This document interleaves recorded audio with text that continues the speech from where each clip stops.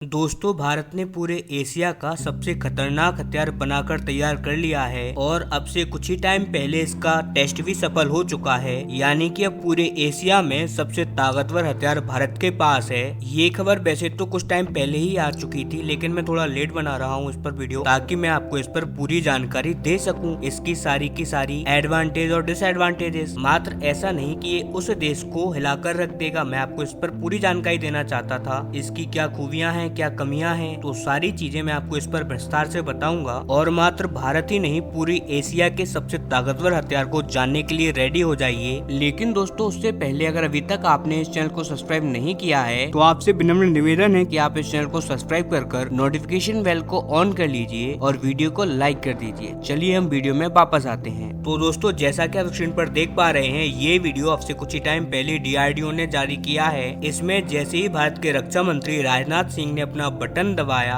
ठीक वैसे ही भारत ने अपना पहला हाइपरसोनिक मिसाइल है जिसका टेस्ट हमने कंडक्ट किया, और जैसा कि आप देख सकते हैं, बड़ी शानदार तरीके से उसने उड़ान भरी और अपने टारगेट को बहुत ही शानदार तरीके से डिस्ट्रॉय कर दिया। और अब इसी के साथ भारत के पास भी हाइपरसोनिक कैपेबिलिटी आ चुकी है और अब भारत भी एक हाइपरसोनिक हथियार धारक देश बन चुका है। और ये हाइपरसोनिक हथियार ऐसा नहीं है जैसा कि ईरान के पास है या फिर यमन के हूती विद्रोहियों के पास है। ये हाइपरसोनिक मिसाइल ऐसा है जैसा कि रूस के पास है, यानी कि एक लॉन्ग रेंज हाइपरसोनिक मिसाइल जिसकी मारक क्षमता 1500 किलोमीटर तक है। इसके अलावा मैं आपको एक और बात बता दूं, एक झूठ बहुत तेजी से स्प्रेड किया जा रहा है, जिसमें फिर चाहे इंडियन मीडिया हो या फिर बहुत सारे ऐसे लोग हैं जो यही बात बता रहे हैं कि भारत एक ऐसे स्पेशल क्लब में शामिल हो चुका है जिसमें वो देश शामिल हैं जिनके पास हाइपरसोनिक मिसाइल है। और इनमें जो नाम गिनाए जा रहे हैं वो है अमेरिका के, चीन के, रूस के, और इसके बाद नाम लिया जा रहा है भारत का। लेकिन सच्चाई एकदम इससे उलट है, और सच्चाई ये है कि इस पूरी दुनिया में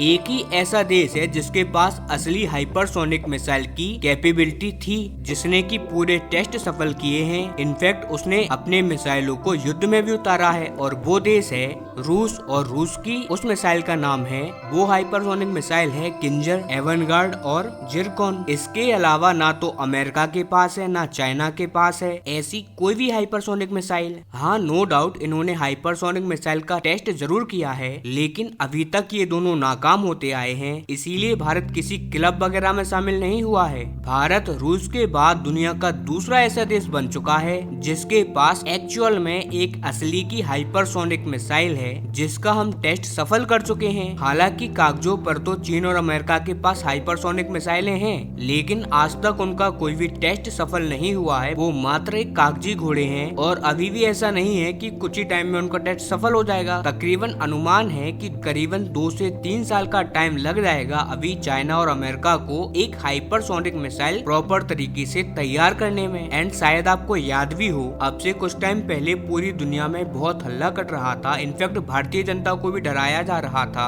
भारतीय मीडिया के द्वारा ही, कि चाइना ने एक हाइपरसोनिक मिसाइल का टेस्ट कर लिया है। बस उसमें एक ही प्रॉब्लम है कि वो अपने टारगेट से 40 किलोमीटर दूर जा गिरा।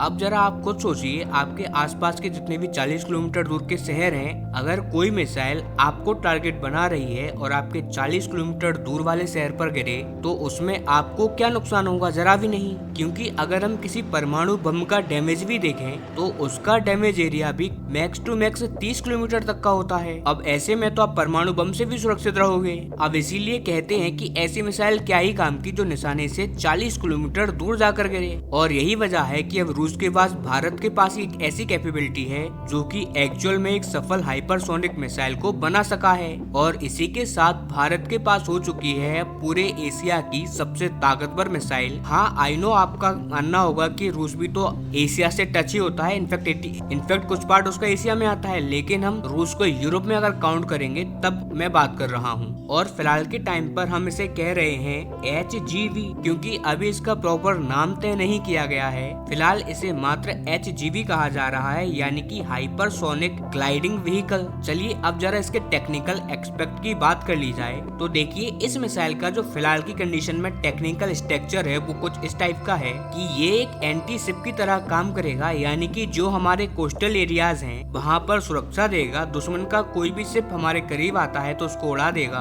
किसी जगह पर ऐसी नेवल बंदी है जिसे हमें तोड़ना होगा तो वहाँ पर ये हमारे काम आएगा। अब मैं आपको उदाहरण देता हूँ कि क्यों ये किसी भी देश की नौसेना के खिलाफ ज्यादा खतरनाक साबित होगा। तो अगर आपको किसी दुश्मन देश के नौसेना के किसी नौसैनिक शिप को या फिर किसी एयरक्राफ्ट कैरियर को डुबाना है तो ऐसे में अभी तक हमारे पास क्या ऑप्शन था, या तो बैलिस्टिक मिसाइल या फिर क्रूज मिसाइल। अब इनके साथ प्रॉब्लम क्या होती है कि जो हमारा टारगेट होता है वो एक जगह पर रुककर तो रहेगा नहीं, क्योंकि वो एक नौसैनिक शिप या फिर एयरक्राफ्ट है, वो लगातार पानी में फ्लोट करता रहता है। ऐसे में किसी भी मूविंग टारगेट को निशाना बनाना या तबाह करना बहुत मुश्किल का काम है, क्योंकि बैलिस्टिक मिसाइलों की रफ्तार बहुत कम होती है और जब तक वो मिसाइल शिप के पास पहुंचेगी वो खिसक जाएगा। तो उस टाइम तक वो शिप अप्रोक्स 100 मीटर तक खिसक जाएगा और उस टाइम पर उसे निशाना बनाना बहुत मुश्किल होगा। वहीं हमारी जो हाइपरसोनिक मिसाइल है उसके साथ ये प्रॉब्लम नहीं होगी, क्योंकि ये आवाज की रफ्तार से 9 गुना तेज चलेगी। जी हाँ, क्योंकि जो हाइपरसोनिक मिसाइल की कैटेगरी है उसमें अगर किसी मिसाइल को शामिल होना है ना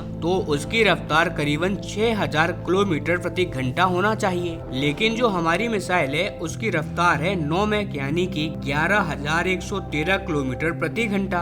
अब आप खुद सोच लीजिए कि हमारी मिसाइल की रफ्तार कितनी इंसेन है। दुश्मन अपनी जगह से मूव भी नहीं कर पाएगा और उसे हम नष्ट कर देंगे। और इससे भी खास बात ऐसा नहीं है कि ये सिर्फ रफ्तार की वजह से खास है, बल्कि इसी रफ्तार के साथ ये ग्लाइड भी कर सकती है, यानी कि अगर दुश्मन ने कहीं पर डिफेंस सिस्टम तैनात कर रखा है ना तो उसे ये ग्लाइड कर देगी, यानी कि साइड से बाईपास कर देगी और फिर दुश्मन को पता भी नहीं लगेगा कि कहीं से मिसाइल आई भी थी। यानी कि कितना भी खतरनाक डिफेंस सिस्टम क्यों ना हो उसे ये बड़ी आसानी से भेज सकती है। इसीलिए कहा जाता है कि हाइपरसोनिक हथियार एक ऐसा हथियार है जिसे हराया नहीं जा सकता। और आज के टाइम पर इस पूरी पृथ्वी पर हाइपरसोनिक मिसाइल से ज्यादा घातक हथियार कोई नहीं है, इसका मुकाबला करना असंभव है। एंड मैं सभी भारतीयों को कांग्रेचुलेशन करता हूँ कि अब भारत के पास ये हथियार आ चुका है। हमारी सेनाएं ज्यादा सुरक्षित हो चुकी हैं एंड हमारी कंट्री और भी ज्यादा आक्रामक हो चुकी है।